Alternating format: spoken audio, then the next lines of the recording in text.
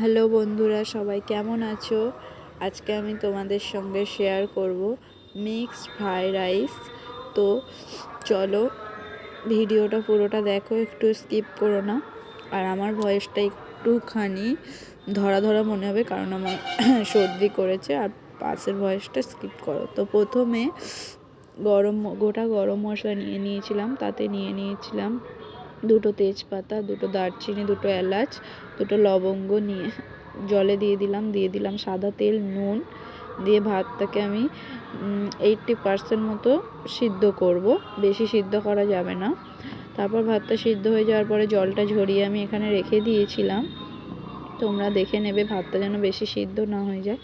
তো এখানে মাংসটা আমি টুকরো করে নিয়ে তাতে লেবুর রস আর আদা রসুনের পেস্ট, ওটা একসাথে বেটে নিয়েছিলাম।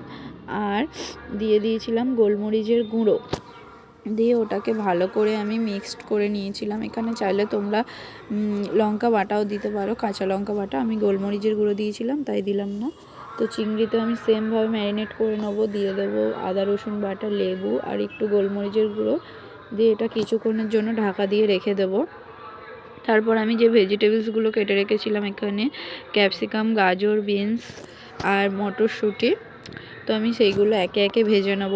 তোমরা চাইলে এটা একটু হালকা সিদ্ধ করে নিতে পারো, তাহলে সবজির কালারটা ঠিকঠাক থাকবে। আমি এখানে বেশি করে ভাজবো না, বেশি ভাজলে সবজির কালারটা চলে যাবে। তাই আমি এখানে মানে একটু নরম হয়ে যাবে, তারপর তুলে নেব, বেশি ভাজা যাবে না। তো আমি একে একে এখানে সব সবজিগুলো ভেজে নেব।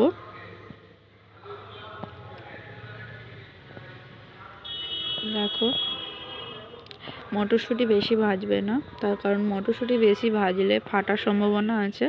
তাই এটা হালকা করেই ভেজে নিয়ে তুলে নেব। তোমরা চাইলে এখানে বিনস কড়াইটা একটু ঢাকা দিয়ে ভাজতে পারো, কেননা বিনস কড়াই একটু ক্যাচ ক্যাচ করে। ক্যাপসিকামটাও ভেজে নেব। চলো, আর মিক্সড ফ্রাইড রাইসের জন্য আমি এখানে কড়াই আর একটু তেল দিয়ে দুটো ডিম নিয়ে সামান্য একটু লবণ দিয়ে দেবো, দিয়ে ডিমটা ভালো করে ভেজে নেব।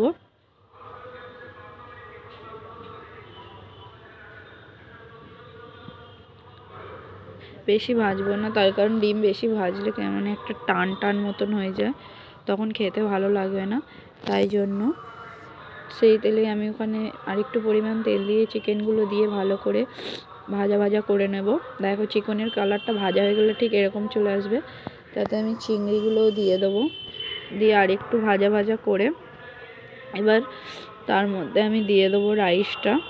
সাবধানে করবে এটা। দিয়ে একে একে ভেজিটেবলস, বিনস কড়াই, এখানে হচ্ছে ক্যাপসিকাম, তারপরে দেব গাজর, তারপরে মটরশুঁটি আর ডিমগুলো দিয়ে সুন্দর করে হালকা হাতে একদম নাড়াচাড়া করে ওপর থেকে গোলমরিচের গুঁড়ো ছড়িয়ে দিয়ে একদম ঝরঝরেভাবে রেডি হয়ে গেছে। দেখো, আমি তোমাদেরকে এখানে দেখিয়ে দিচ্ছি, একটু আমার হাতার গায়ে লেগে নেই, খুবই ঝরঝরে ভাব। আর ভাতটা একদম ঠিকঠাক সেদ্ধ হয়েছে। তোমরাও চাইলে এরকম বানিয়ে খেতে পারো। তার সাথে এইরকম মাংস, হালকা পাতলা ঝোল। তো দেখো, আলু টালু সবই সিদ্ধ হয়ে গেছে। আমি তোমাদের একটু দেখাই। ভিডিওটা আজকের মতো এই পর্যন্ত, আর দেখা হবে পরের ভিডিওতে। সেই পর্যন্ত সবাই ভালো থাকবে। টাটা বন্ধুরা। আমার ভিডিও ভালো লাগলে অবশ্যই একটা লাইক কমেন্ট করে দেবে। বাই।